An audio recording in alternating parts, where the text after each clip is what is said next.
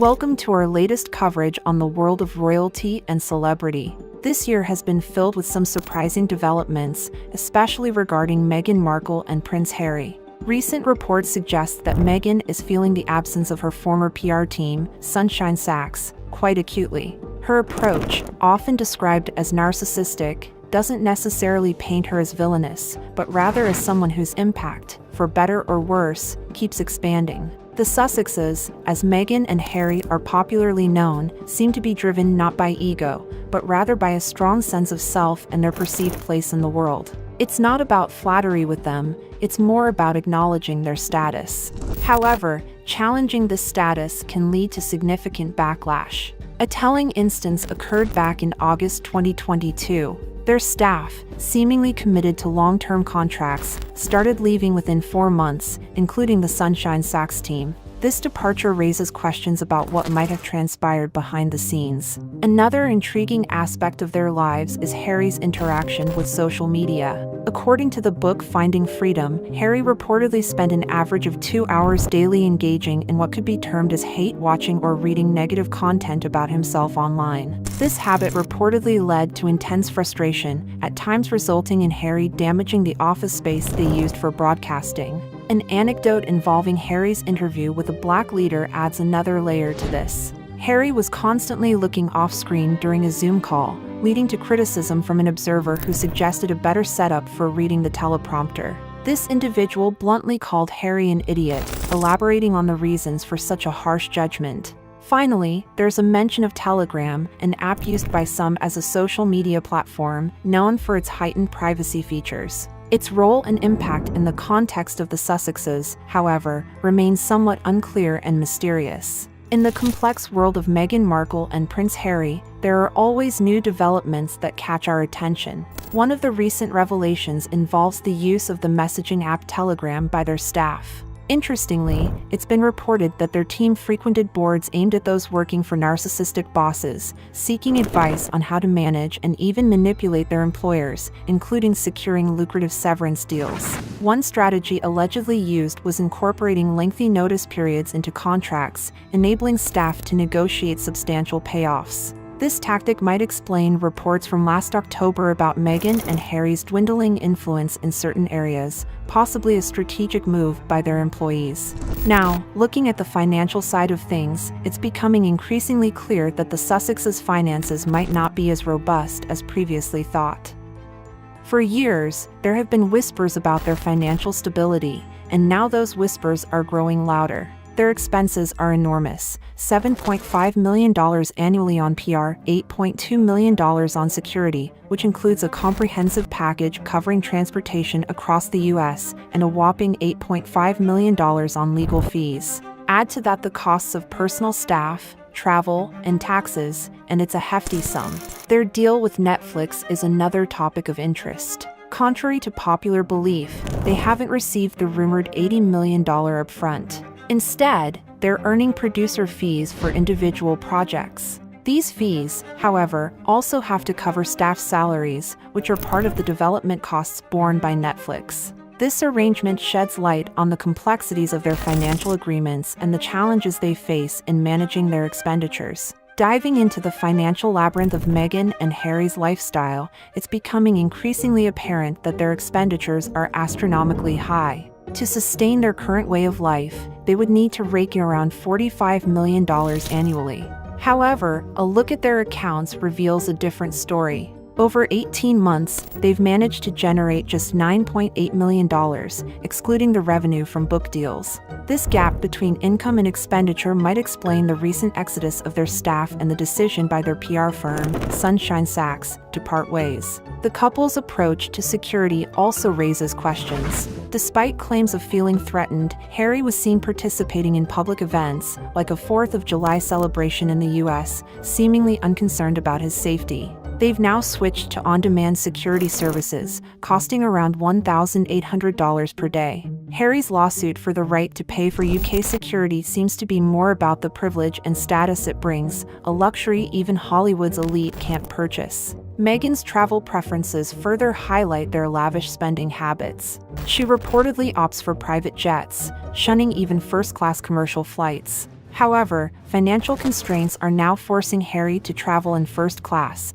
a step down from their usual opulent modes of transportation. There's a fine line between luxury and privilege, and it seems the Sussexes have been walking it. The allure of private jets and motorcades, ensuring timely and unobstructed travel, seems to have been particularly enticing for Meghan. The public's perception of their wealth has been skewed by their high-profile deals with Netflix and Spotify, and their earnings from speeches. However, the actual figures tell a different story, revealing a significant discrepancy between perceived wealth and reality. In the world of public speaking, Prince Harry's initial foray was met with high expectations and lucrative offers. However, his performances didn't quite hit the mark, leading to a decline in demand and fees for his speeches.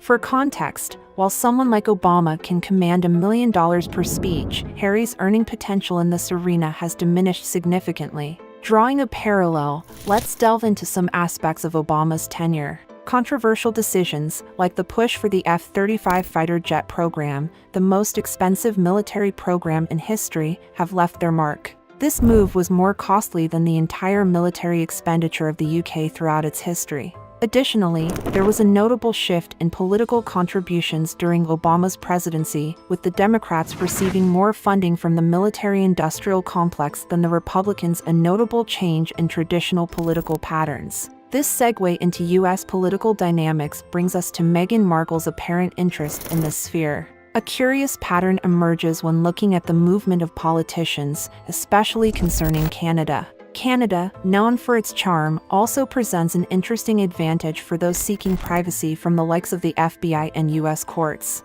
This absence of surveillance makes it an ideal location for discreet communications with various entities like PACs or foreign donors. The frequency of politicians visiting Canada under the pretext of medical procedures, only to not undergo any, adds to the intrigue. Meghan's numerous trips to Canada might be seen in this context, raising questions about the motives behind these visits. This pattern suggests a deeper, more strategic reason for these travels, beyond mere personal or medical reasons. The connections surrounding Meghan and Harry continue to unfold in fascinating ways, especially with a Russian link coming into play. Their real estate choices, the house in California, their stay in Canada, and their New York apartments seem to have more to them than meets the eye. This intrigue deepened when, after Meghan's move to Canada, Biden's sister commented on Meghan's potential as a vice president. Adding to the intrigue were polls comparing Meghan's popularity to other political figures. One poll particularly stood out, showing Meghan with a 47% popularity rating among Democrats, higher than both Hillary Clinton and Kamala Harris.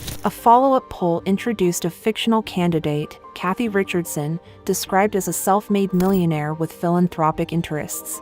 Richardson outscored all real candidates, suggesting that voters might prefer an entirely new option. This political theater ties back to Meghan's recent PR shifts. Contrary to the norm, where a talent agency would lead PR efforts, Meghan's approach differs. WME, her chosen agency, is part of a larger conglomerate and has been critiqued for its business strategies. The narrative around Meghan, including her divorce and positioning as a victim, seems to be carefully orchestrated, with a political action committee, PAC, and party apparatus reportedly working to protect her image. Interestingly, the pushback against Harry's visa in the U.S. has come predominantly from right-wing groups, not liberals. This political dynamic was even commented on by Donald Trump, who expressed a specific stance on the matter. The complexity of these situations reflects the intricate interplay of personal decisions, public image, and political strategy in the lives of Meghan and Harry. The latest twist in Meghan and Harry's saga hints at a political ambition for Meghan, with rumors swirling about a potential vice presidential bid. Interestingly, she hasn't been seen at any of Harry's recent events, fueling speculation about their relationship. Reports suggest that Harry often stays alone in hotels, and Meghan has been spotted without her engagement ring, adding to the rumors of a separation. The narrative being built around Meghan seems to be strategically aligned with her political aspirations. The speculation is rife about her potential running mate, with names like Biden and Hillary being thrown into the mix. In the midst of this, her PR agency, WME, has been actively working to reshape her image. They've been behind the push to highlight her African-American heritage and even orchestrated her connection with Kim Kardashian. However, WME's strategies haven't been entirely successful. Their attempt to portray Meghan as an ordinary mom involved staging photos of her in everyday settings like parking lots and drive-thrus.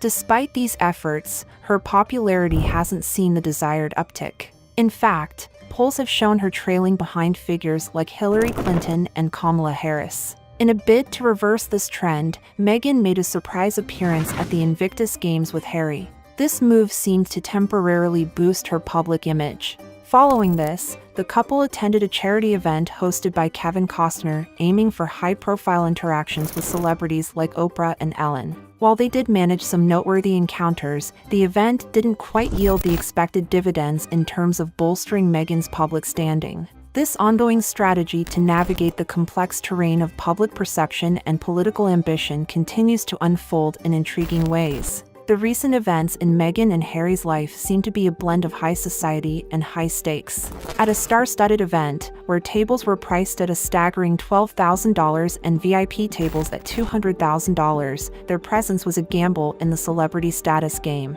Despite the lavish setting, the couple's connection with the event's host, Kevin Costner, didn't quite pan out as expected. Known for his appeal to the right-wing audience through his show Yellowstone, Costner's indifference to them at the event was noticeable. The role of their agency in managing their public image has come under scrutiny, especially with the uniformity of their coverage across various media outlets. There's growing curiosity about who's financing these PR efforts. Could it be Kamala Harris's PAC? This is a speculation amidst a challenging year for celebrities who face backlash for flaunting wealth. Meghan's attempt to project a lucrative social media presence, claiming potential earnings of $1 million per Instagram post, seems disconnected from the reality of her public perception. This disconnect extends to their digital content as well. Their podcast series and Netflix productions haven't been the successes they hoped for, with viewership driven more by curiosity than genuine fandom. The documentary featuring Meghan and Harry did moderately well, but it wasn't the hit they needed.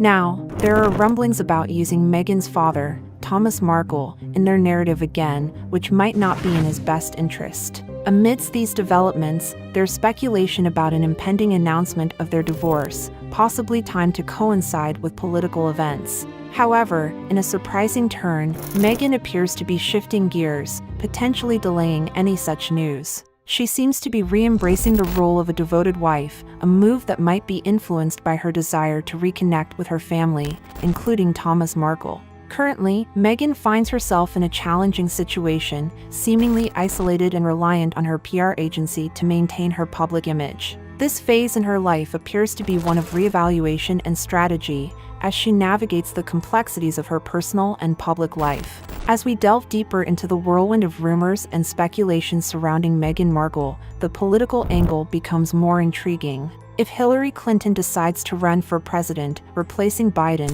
there's talk that Meghan's personal life could intertwine dramatically with her political ambitions. Rumors are rife that Meghan and Harry's marriage might face challenges, with Meghan possibly claiming issues around her children in the context of their separation. There's also buzz about an all-female ticket in the political arena, with Meghan's name being floated around in this context. It's important to note that these are unconfirmed rumors, part of the ever-evolving narrative surrounding Meghan's public and private life. The speculation about Meghan's role in the political landscape and her personal decisions adds layers to her already complex persona. Whether these rumors hold any truth or are simply part of the public fascination with her life remains to be seen. As always, these developments in Meghan's life continue to capture the public's imagination, sparking discussions and debates about her choices and future.